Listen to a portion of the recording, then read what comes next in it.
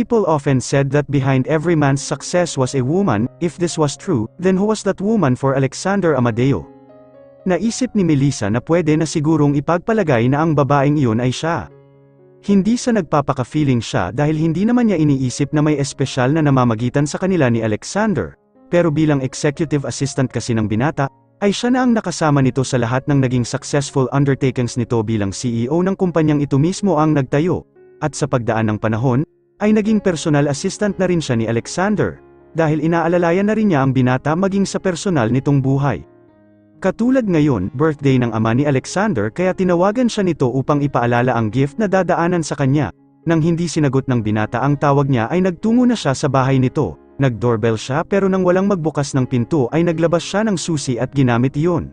Saka nagpipipindot ng security code sa kaharap na console, binuksan niya ang pinto at nagtuloy-tuloy sa silid ng kanyang boss. Sandaling pinagmasdan ni Melissa ang lalaking nahihimbing. He was really handsome, oozing with rugged gorgeousness, had moreno good looks and a virile charm, plus, he had that well-built body na likod pa lang ay kaakit-akit na at nakikita niya yon dahil nakadapa ito, walang suot na pang-itaas ang binata habang nasasaplutan ng puting pijama ang ibabang bahagi ng katawan. Nilapitan niya si Alexander at marahang niyugyug sa balikat. Alex. Walang naging reaksyon ng binata, nilakasan niya ang pagyugyug sa balikat nito. Alexander, wala pa rin, mukhang kailangan pa yatang itihaya ni Melissa si Alexander upang tusukin sa tiyan. Sa maraming beses kasi nagiinising niya si Alexander ay nadiskubre niya na ang pagtusok sa tiyan nito ay isang epektibong paraan upang gumising ito, wala itong kiliti sa tainga, sa leeg, sa kilikili, sa tagiliran o sa talampakan pero sa kung anong dahilan ay sensitibo sa tiyan. Huminga siya ng malalim bago itinihaya si Alexander, at halos manlambot siya dahil bukod sa mabigat ang binata, ang totoo ay kanina pa hindi maganda ang pakiramdam niya. Naupo siya sa gilid ng kama at marahang tinusok-tusok ang nagtitigasang muscles sa may itaas ng pusod nito. Alex, umungot si Alexander, hinuli ang kamay niya bago nagmulat. Melissa. It's already 6 o'clock, at may birthday dinner ka. Pangpupuntahan, right? It's Dad's birthday. Bumangon na ito at naupo sa gilid ng kama, tiningnan nito ang kanyang mga kamay na tila may hinahanap. Nakuha ni Melissa kung ano ang ipanreregalo ni Alexander sa ama nito na itinawag sa kanya habang nasa business trip ang binata. Kinuha niya ang nakabalot na regalo na nasa bedside table at iniabot dito. You are the most efficient assistant in the whole world, aren't you? Marahang wika ni Alexander. Napangiti siya, kung ano-ano pa ang sinasabi mo. Gusto mo lang ng kape? Napangiti rin ito. Yes, a steaming cup of black coffee, please. Tumayo na si Melissa upang tunguhin ang kusina. Pagdating doon ay inihanda na niya ang kape. Hindi nagtagal ay dumating si Alexander na nakapag-shower at nakabihis na nakaitim na slacks ang binata. Suot ang midnight blue polo na ang mahabang sleeves ay nakatupi hanggang siko. Nang lumapit ito sa kanya ay nalanghap niya ang pamilyar nitong pabango. Ibinigay niya ang kape, pinapanood ang bawat paghigop nito dahil parang namiss niya ang binata. Kagagaling lang kasi ni Alexander mula sa isang business trip sa Siquijor. Kadalasan ay kasama siya sa mga business trip ng binata pero hindi siya sumama sa Siquijor dahil nagkataong may business trip din ang kapatid nitong si James na kasosyo rin sa negosyo. Naiwan siya sa Taguig para pansamantalang i-oversee ang kumpanya, ganoon kung magtiwala si Alexander sa kanya. So how was Siquijor? Ayun, hindi ako masyadong nakatulog kaya maghapon akong natulog ngayon. Dahil araw ng linggo ay okay lang na matulog maghapon si Alexander. Pero kung sakaling araw yun ng trabaho ay pwede pa rin itong gawin ang maghapong pagtulog. Boss ang binata, pwedeng hindi pumasok dahil walang maninito rito. Ang siste ay malaki ang dedikasyon ni Alexander sa trabaho kaya bihirang absent. Tinularan yun ni Melissa kaya bihira din siyang absent. Hindi ka nakatulog sa Siquijor, kunwari ay pagtataka niya. Bakit? Huwag mong sabihing totoo yung mga aswang doon. Nagbibiro lang naman talaga siya pero tumango binata, mismo, si Mrs. Reyes mismo ay inaswang ang ako. Natawa siya. You're kidding, right? Napangiwi si Alexander at nakuha niya kung anong klaseng pang-aaswang ang dinanas nito sa Siquijor. Inakit ang binata ng biyudang matrona na kliyente nito, lalo siyang natawa. Naiiling na napangiti na lang din si Alexander bago kunot noong tumitig sa kanya. Are you okay? Parang namumutla ka. Tinansya ni Melissa ang sarili. Medyo masama lang ang pakiramdam ko, but I already took some medication. Nagpa-check up ka na? Umiling siya. Mawawala rin to. Nilagok nito ang kape at dinala ang tasa sa sink. Let's go, ay dadaan na kita sa apartment mo para hindi ka na mag-drive pa uwi. Sumunod siya sa sala, dinampot ng binata ang susi mula sa ibabaw ng bookcase na nadaanan nila. Nang makalabas ito ng pinto ay naiwan siya sa loob na natitigilan habang nakahawak sa pintuan. Hinawakan siya ni Alexander sa braso. "Melissa, medyo nahihilo ako, palilipasin ko lang," sabi niya at ang kaunting hilo na nararamdaman ay tumindi. Sinalo siya ni Alexander at pinangko. Tuluyang nagdilim ang paningin ni Melissa. Hindi na niya yun nilabanan dahil sa nararamdamang protectiveness ng binata, kampante siya habang nakapaloob sa mga bisig nito. Nang magkamalay si Melissa ay nasa mga bisig pa rin siya ni Alexander. Kumilos siya dahilan upang yumuko ito sa kanya.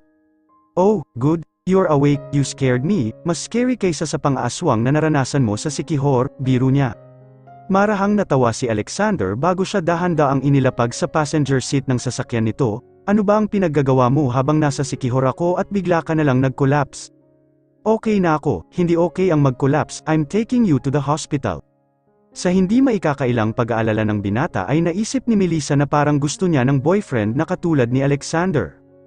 Kung pwede nga lang na ito na mismo, kaso, hindi pwede, dahil kung umabot si Alexander sa edad na 34 nang hindi nagkaka-girlfriend maliban sa nag-iisang ex ay ano naman ang dahilan para gawin siyang girlfriend ng binata ngayon? Wala, isa boss pa niya ito, mahalaga sa kanya ang trabaho, at wala pa sa plano niya na isugal ang trabaho sa isang bagay na imposible rin naman kahit saang anggulo patingnan. Kaya tama na siguro na may crush lang siya rito. Pero naisip din niya na para sa isang 29 turning 30 na babaeng katulad niya ay normal pa ba ang magka-crush? Parang sa mga teenager lang kasi ang mga crush. Pero kung hindi niya crush si Alexander, ano ang nararamdaman niya sa binata? Boss, na naging kaibigan na rin, na hindi niya na napigilan pang pag-ukulan ng malaking panghanga na crush nga. Paikot-ikot ang isip ni Melissa, siguro ay masama lang talaga ang pakiramdam niya kaya kung ano-ano ang kanyang naiisip. Dahil maganda na ang pakiramdam ni Melissa kinabukasan ay nagdesisyon siyang pumasok sa trabaho, pero dahil naiwan kagabi sa bahay ni Alexander ang sasakyan niya ay nagtaksi siya papuntang opisina.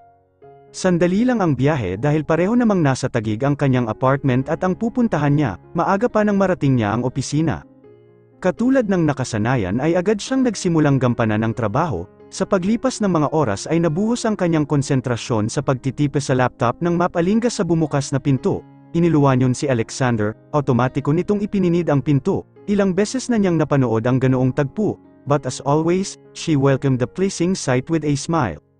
Natigilan ang binata nang makita siya, kumunat ang noo. "What are you doing here?" "Working, what else? I thought you were still in your room, sleeping soundly. Kung alam ko lang na magpupumilit kang pumasok, sana pala ay inagan ko ang pagpunta sa apartment mo at binantayan ka roon." "Alex, hindi ako nagpumilit pumasok, I'm okay now." "Sandali, galing ka sa apartment ko?" "Aha, dinala ko roon yung sasakyan mo, dinalhan din kita ng breakfast, pero dahil ayaw kong gisingin ka ng maaga ay hindi ako kumatok. I used the spare key you gave me, I went inside, I left your breakfast on the kitchen table, expecting you to see it when you woke up, pero yun pala ay gising ka na at wala ka na roon dahil ang aga mong nagpunta rito. Natulog ka ba?" "Syempre, naman," maagap niyang tugon. Tinungo ni Alexander ang desk nito at sandaling inilapag lang ang mga dalang gamit bago siya nilapitan. "You're not working today, Melissa, uuwi ka para magpahinga." "Yes, maybe you feel okay now, pero uuwi ka pa rin. Kung tama nga ang pagkakatanda ko ay malinaw kong sinabi sa'yo kagabi na huwag ka nang pumasok ngayon.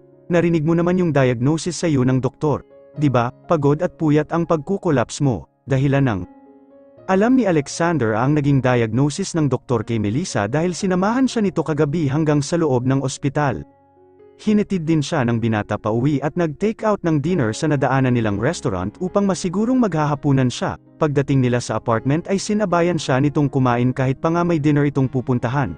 Nang makakain ay pinapagbihis siya ni Alexander para makapagpahinga na raw siya, kumatok ito sa kanyang silid. Nag-aalangan na iwan siyang mag-isa pero nakumbinsi niyang humabol sa pupuntahang birthday dinner. "By the way, how was last night's birthday dinner?"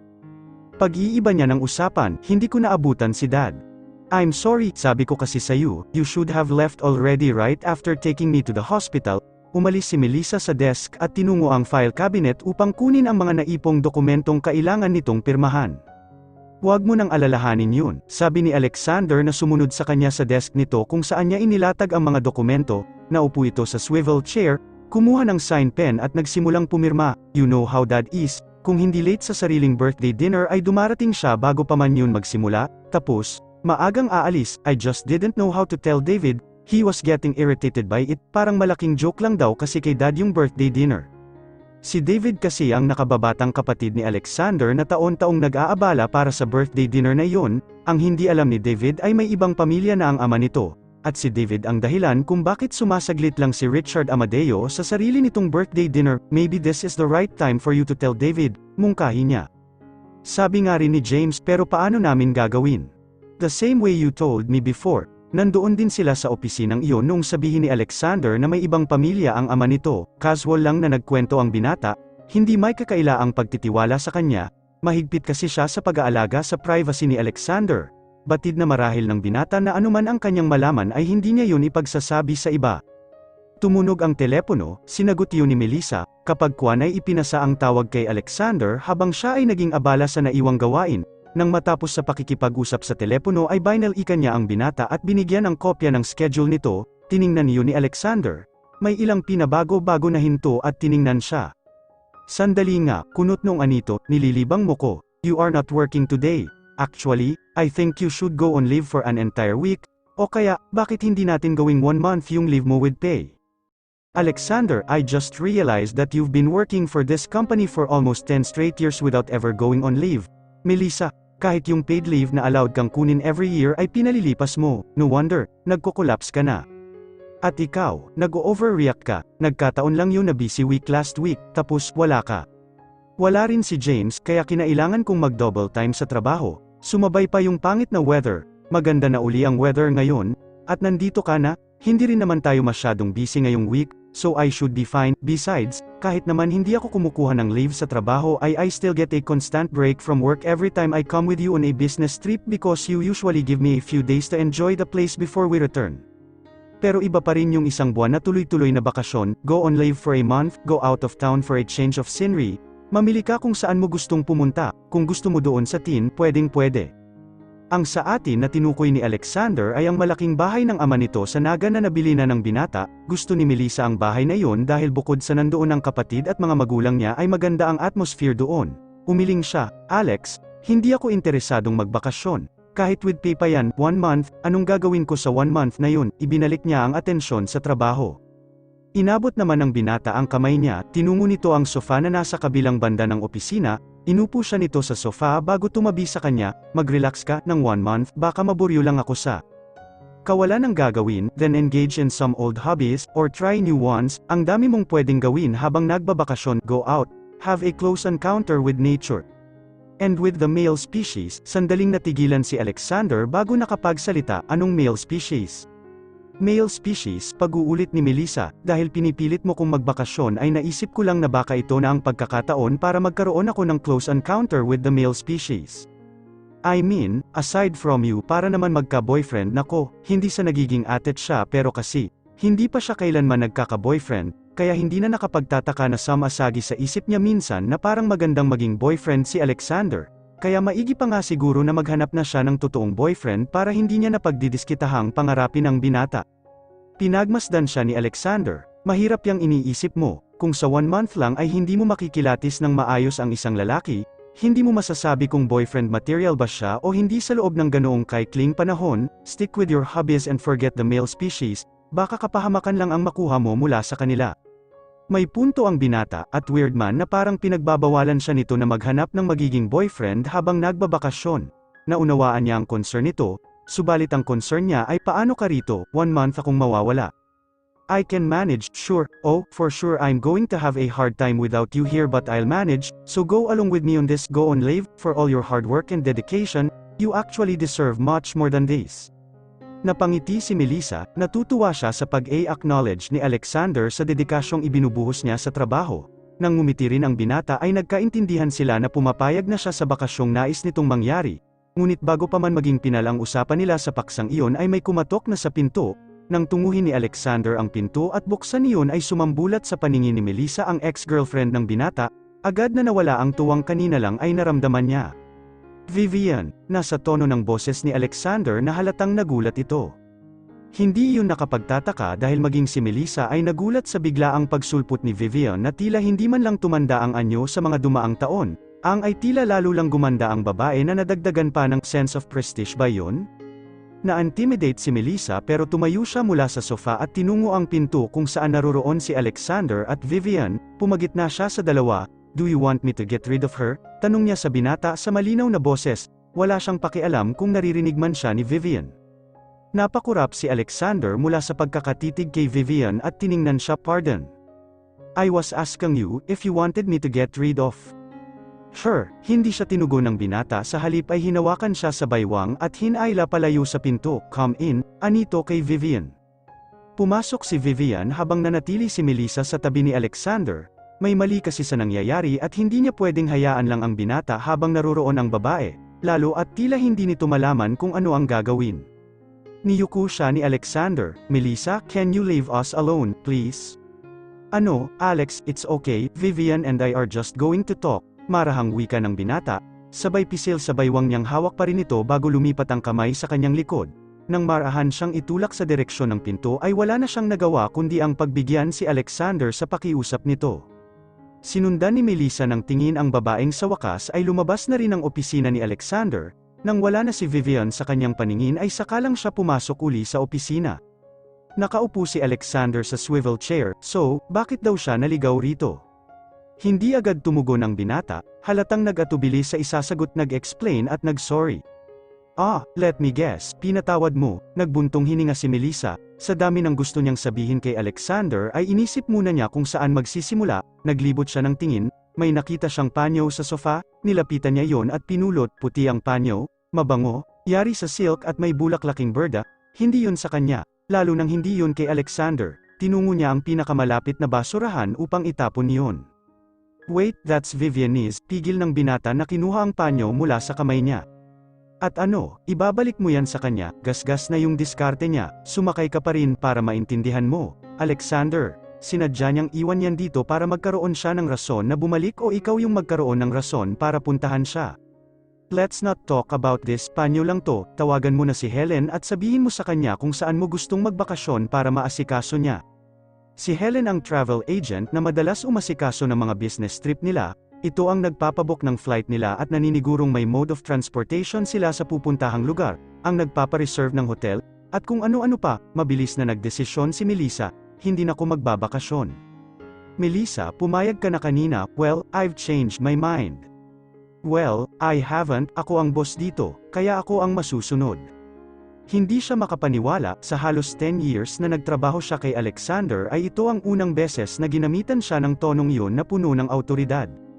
"Ah, ganon, dumating lang si Vivian, ganyan ka na," tinitigan siya ng binata. "You know, you're acting weird, nagseselos ka ba sa kanya? Nagpapatawa ka ba?" "No, I'm serious, you're acting as if you're jealous of her. Kaya ayaw mo nang mag-leave sa trabaho at magbakasyon dahil mas gusto mong dito ka lang para mabantayan ako at hindi niya ko malapitan." "Oo, gusto ko ngang dito lang ako para mabantayan ka, para hindi ka na niya uli malapitan, dahil hindi makabubuti sa iyo ang babaeng yun. Kung nag-sorry man siya sa iyo o ano man ang sinabi niya kanina ay sinabi niya lang yun para bilugin ang ulo mo, para papaniwalain ka sa kung ano-ano, para iwan ka rin sa huli. Remember, she left you with a broken heart 5 years ago.